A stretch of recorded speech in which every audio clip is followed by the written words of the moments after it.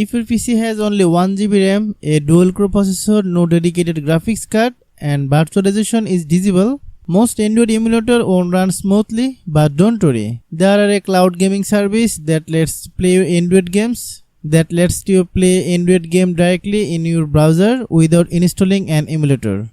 Simply open the website in any browser and search for game you want to play, such as FreeFire or FreeFire Max. Sign in with your Google account or Facebook account. Then click play button and your game will start in seconds.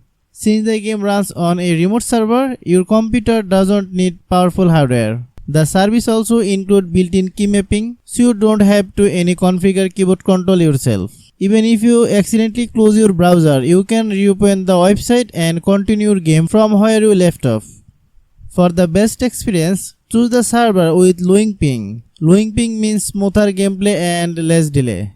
If one server feels slow, simply switch another server and test again.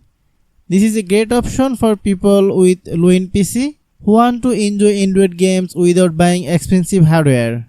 As long as your internet connection is stable, you can play many popular games directly from your browser.